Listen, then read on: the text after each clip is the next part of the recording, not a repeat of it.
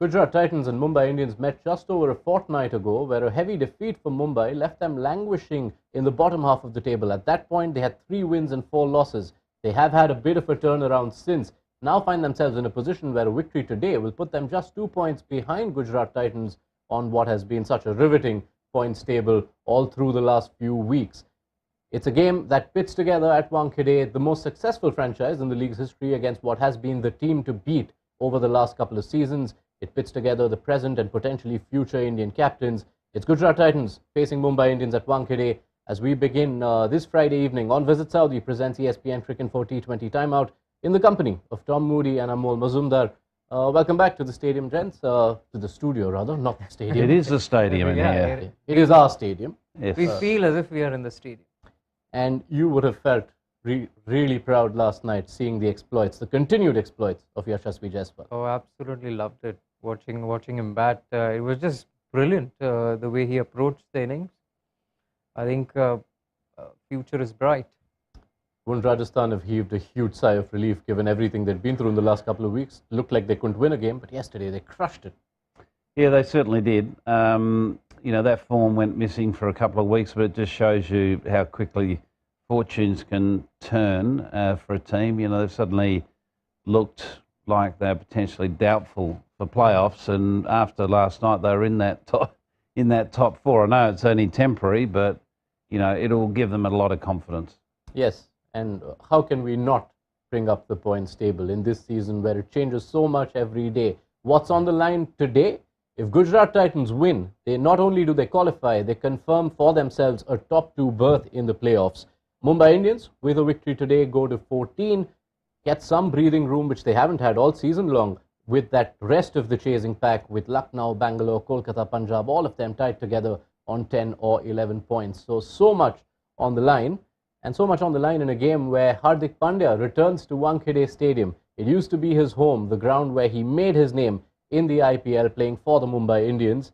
And Tom, he returns to the venue, where he obviously announced his potential to the world, to play against the team that fueled it. That adds a little bit to a contest, doesn't it? I think it adds a lot to the contest. I think the majority of the fans that will be filling the stands there will be, you know, there'll be a split heart. I think half of their heart and passion will be, you know, with Hardik, and then the other half, obviously, with the team that they're there to support. You know, he's I suppose, one of the great stories of the IPL, of a young player that has come through, as scouted early by Mumbai, come through the system and turned into a world-class player.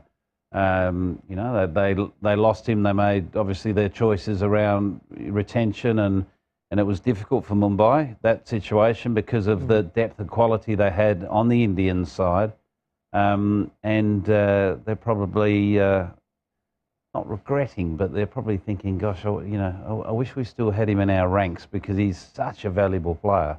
Yeah, it was definitely, when we looked at, you know, the retentions, ahead of the retentions before 2022, you felt like Mumbai had the toughest task, because between Rohit and Surya and Bumrah and Hardik, you could only pick 3. And at the time, given the kind of injury issues Hardik had been through for a while, you almost felt like that was the least, that was the decision which prompted the least questions or debates. Yeah, it was a tough one. I mean, out of those 4, if you have to pick 3, you know, Surya, Rohit and Bumrah picked themselves. It was between Surya and Hardik, I guess, and they opted for Surya, but it was a tough one. But, you know, having, you know, just a look back at how Hardik Pandya has shaped up, if you see that graphic again, you know, it's a complete, you know, there are 2 halves over there in his career so far. One as a player, and the other one for Gujarat as a leader. He has come out, you know, all guns blazing for Gujarat. We have seen a different side of Hardik Pandya. Till when he was playing for Mumbai, he was, you know, magnificent player. He was sort of an impact player, and also a guy who could change the course of the game in a flash. But here for Gujarat, he's turned out as a terrific leader who will lead from the front, and he's showing the other side of what Hardik Pandya can do. I think just to add to that, I think it's important to recognise you're absolutely right, but his roles changed as well. You know, in the Mumbai setup, he was very much, you know, positioned as a finisher. He's now become more a complete player. You know, he's, you know, occupied the number 3 position all year, or the majority of the year. So there's tells you a lot around those statistics. You know, higher average, slightly lower strike rate, which reflects the position he's batting more so than anything else. It's a batter recalibrated. But you also look at the overall stages of a player's evolution. He also has looked like a calmer version, perhaps something that comes with captaincy or aids his captaincy. But how do you view Hardik Pandya, having seen all those years? Also marriage. Marriage, fatherhood. There's a lot of factors behind it. How do you view what Hardik Pandya looked like in his Mumbai Indians years and what you see right now? I see obviously a player that's evolved and matured enormously. Someone that has gained even more confidence in his own capability and his leadership capabilities. He owns the space that he occupies, and he feels comfortable in that space, and I think that's a really important thing. I think he comes across very humble and very connected with his team. You know, there's a lot to like about him as a captain, and that's you know, when I first saw him last year, and when Gujarat announced him as captain, I thought it was a really interesting decision, because without having the pleasure of working with him, I didn't really know what the Hardik, the person, was like. I knew what the player was like and had to plan against that dangerous player, but you know, I've been nothing more than impressed with the character, with the person, with the leader, and how he has taken that franchise along with Ashish Nehra and Vikram Solanki and all that backroom staff, Gary Kirsten, incredibly experienced coach as well, to where they are today. Are we looking then at potentially India's next T20I, full-time T20I captain or full-time white ball captain? Ravi Shastri had his say on ESPN Cricket for Run Order. The latest episode is out, so do catch that once you're done watching this. But Hardik's situation is in sharp contrast to his ex-captain from Mumbai Indians and present captain in the Indian setup, because Rohit Sharma we thought 2022 was his worst batting season, a year to forget for Mumbai Indians. This year has arguably been worse, and what explains it, Amol?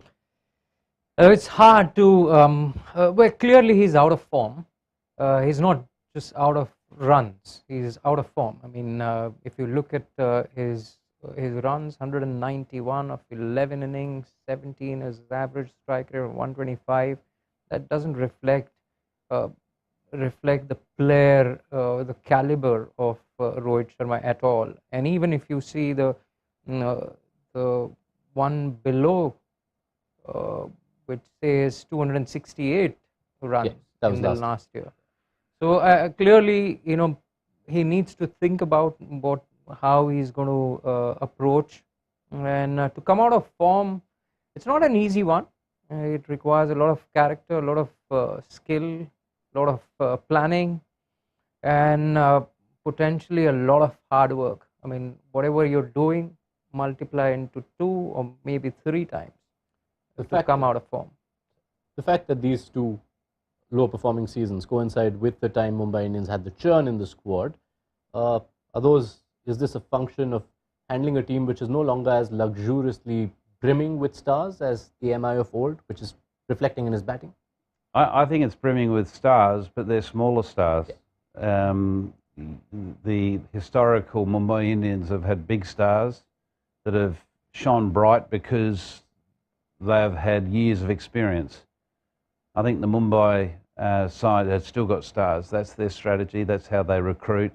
That's their philosophy. They go for stars, whether they're emerging stars like your Cameron Greens, who they went hard in the auction for, Ishan Kishan, you know, who they went hard for in the auction, to emerging stars, and in 5 years' time they will be superstars. Yep. So that's always been their philosophy. I don't think that's had anything to do with Rohit Sharma's form this year or last year. It'd be interesting, without having spoken to him, it'd be interesting to actually sit down and have a conversation with him just around, what his thoughts are around his batting philosophy in IPL cricket, because his IPL record doesn't replicate his international record. And that's the puzzle to me, because the standard of international T20 cricket, you'd think, was slightly higher than IPL cricket, but there's different pressures in IPL cricket. It's more of a micro cosm of pressure, where international cricket it's a completely different pressure. There's still enormous pressure, but it's different pressure. So that'd be an interesting conversation to sort of see, well, why is it that your numbers are so much more on the positive side, when it comes to international cricket. And there is an added layer of challenge tonight, because even while Rohit has struggled, his team has had a good run of games, chased 200 plus successfully thrice, but chasing has been the strong suit. Today, Mumbai Indians will have to bat first and do the job at Wankhede. You see the numbers, it reflects a team that really enjoys its chases. They have won 5 out of 7 chasing, but only 1 win out of 4 when they have had to bat first for Mumbai. That too came pretty early in the season against Sunrisers Hyderabad, where Arjun Tendulkar bowled the 20th over. It is quite a huge talking point when you focus on matches in Wankhede. The toss tends to be a deciding factor, and it's one of the trends that Matt Roller is mapping for us this evening. On Tuesday night, Mumbai Indians gunned down a target of 200 runs with 21 balls to spare against Royal Challengers Bangalore, their third successful run chase of 200 plus. Their home venue, the Wankhede Stadium, has been a run fest this season, as we can see from the graphic on screen. In 4 games out of 5 so far, we've seen first innings totals of 185 or more, and in 4 games out of 5, the chasing team has won despite those high scores. This is a slight change from last season, where more games were hosted at the Wankhede due to the legacy of the COVID pandemic, which meant that the entirety of the league phase was held in the state of Maharashtra. As we can see on screen, the average first inning score last season was significantly lower than this season, and the average winning score last year was only around 189, which won't have been enough in most of the games we've seen at the Wankhede this season. There are a few possible reasons for that. Of course, we've been playing on fresher, flatter pitches this year. Teams have generally had more batting depth due to the impact player rule. And Mumbai Indians, with a relatively weak bowling lineup but very strong batting lineup, have probably played into that and have played all of their home games in the same venue for the first time in a little while. But what I want to know ahead of tonight's game is, how high does the team batting first have to aim when they're tasked with setting a total at this particular venue? Let's take that question to you then, Tom. How aiming big, batting first, it does come with its pitfalls. I think Mumbai would like to also know what that number is. I think, well, it's obviously Mumbai that's setting.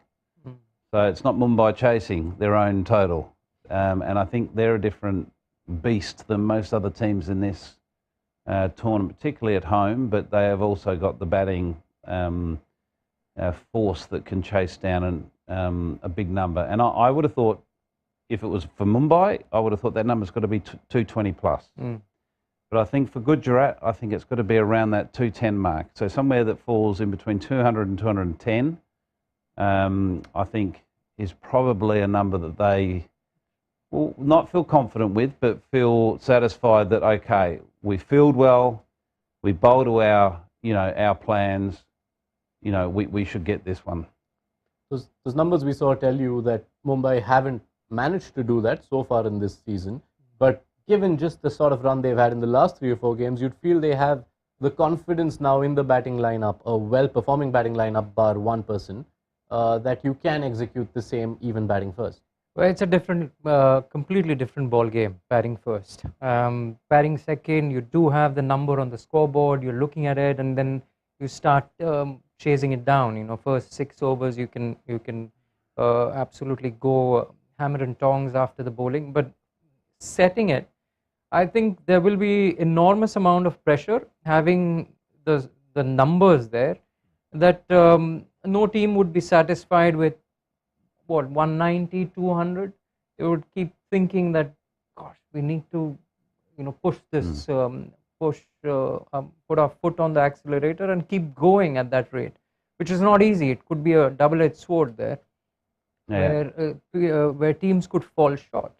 And I think the important thing to recognise is that teams that are setting in this situation, which in this case it's Mumbai, what they'll aim to do, I would imagine, is they'll have a target in mind for power play. They'll have a target in mind for around about that 10th or 12th over. Every team's a little bit different how they approach it. And what they do know historically is the back 10 overs at the Wankhede Stadium is when you can really feast, if you've set that foundation, that platform. So really those two first milestones are really important to be able, to enable you to really feast properly. And that's not just getting 10 and over, that's getting 12, 14 and over, so you can really project your total into some sort of 220 range. Just to add one small point to that, is that last 6 overs, that's the time at Wankhede where the dew starts settling in, and if it's there, then the last 6 overs, if you recollect the game against Punjab Kings,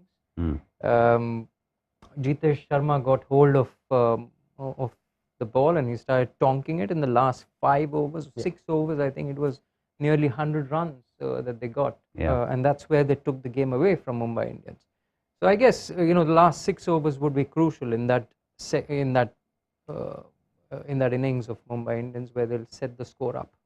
So how are Mumbai going about their bid to go big now that they are batting first? Let's bring you their 11. There is a change in the mix. Vishnu Vinod, who hasn't featured so far this season, he's a keeper batter. He comes into the 11. The last time they had Akash Madwal, who can still slot in when they bowl. So they've gone with increased batting depth as Tilak Verma continues to be absent, which is surely a bigger miss, Tom, when you are batting first. Yeah, well, obviously him not being available is a big loss, but they've managed to cover his absence. But we've got to remember this is the batting 11, so a bowler's going to come into the second phase of the game, and that may be dependent on the conditions and how they see it. Vinod, I know reasonably well. He was at Sunrisers last year. Wicketkeeper batter. He's an explosive batter, right-hander, more accustomed to batting at the top of the order. But he'll just add further depth to their side. He's a player that can go from ball one as well. Yeah. So, he adds that extra bit of impact down the order. He plays for Kerala and goes after the bowling. I mean, he's built a reputation of going after the bowling. The next time there's a question for Rohit Sharma at the toss, you need to ask him again, what's your playing 11? If he says it's the same, you need to ask him, are you sure about it? Because he said it's the same. Yeah, and there's a change. Vishnu Vinod, it's happening for the second time. Which is a big one. It's his first cap. Yeah, not the first time. We've seen captains stumped by this impact sub. Well, to be honest with you, it's no surprise, because how can you explain what your team is at the toss when, one, you've just had the toss, you don't have to announce your 11 until after the toss, so you're suddenly then having to think on your feet, oh, okay, I'm batting, what is our combination? Well, I want to go away and think about it now, and then I'll tell you what our combination is. And then you've got the impact player, and you've got a number of impact players on your bench. I think that question at the toss is redundant. Yeah, redundant. Or you get rid of that. Yeah, exactly. Our good friend here at T20 Time, Ian Bishop, had a good suggestion yesterday. You're carrying those 11s, just read them out during the toss. You reckon we can do that? I think there'll still be some sort of slip-ups there as well. The best thing is just show it to the camera. Yeah. New suggestions every day. It's much easier at these tosses for Hardik Pandya, because Gujarat Titans don't like messing around too much. He announced it. He did announce correctly that they have gone with an unchanged mix. This is Gujarat's bowling 11, which is the same Shubman Gill on the impact sub, which has been their way of going about the impact sub in the last for quite a few games now. So you can expect him to slot in when Gujarat begin their chase.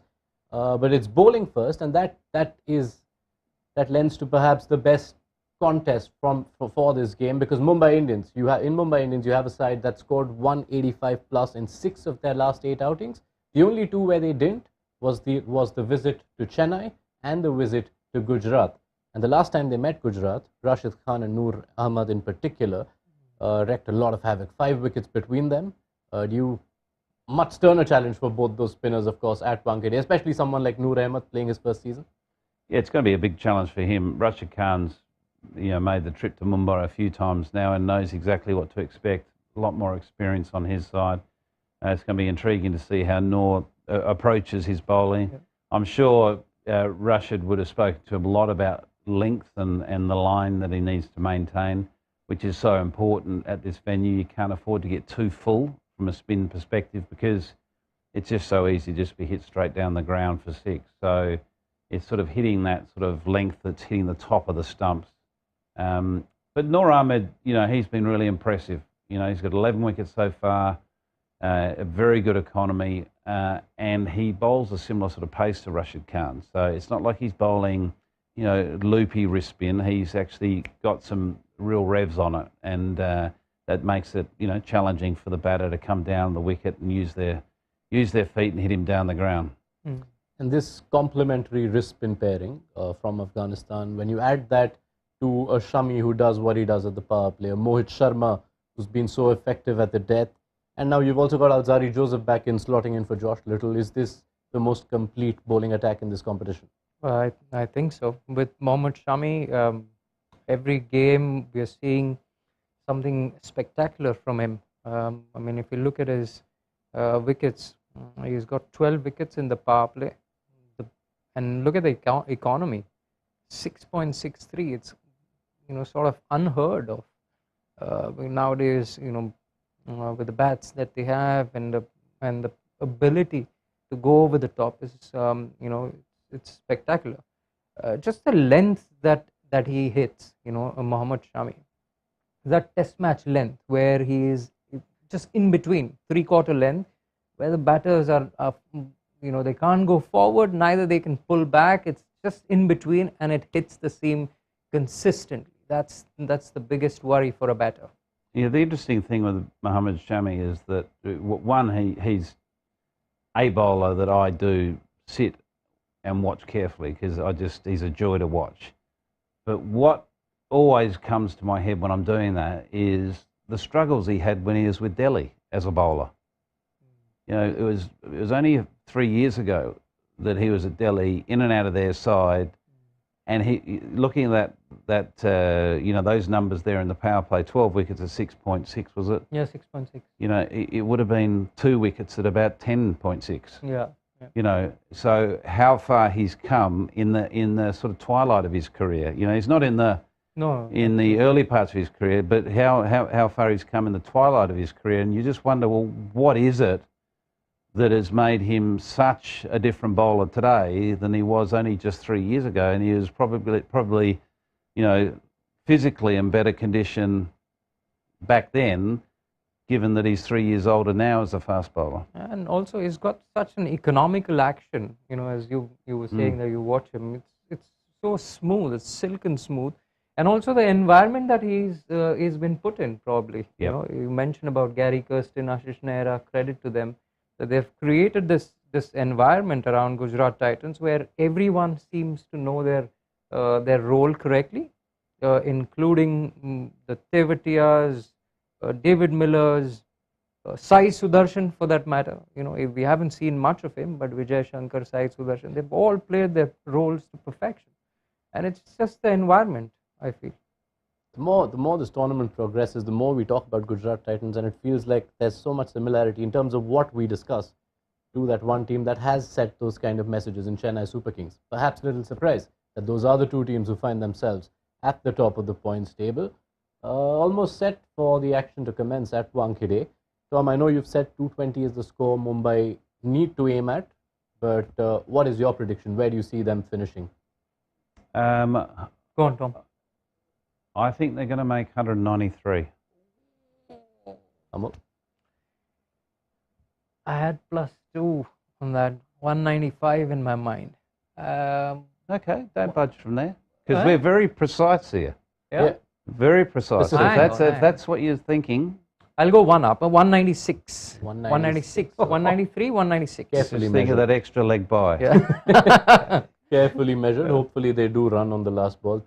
Seen some teams not doing that at times. So okay, 193, 195, either which way it looks. 196, I said. 193, 196. My bad, Amol. Either which way it should be a high scorer. It promises to be a riveting contest. Rohit Sharma, can he find his touchback?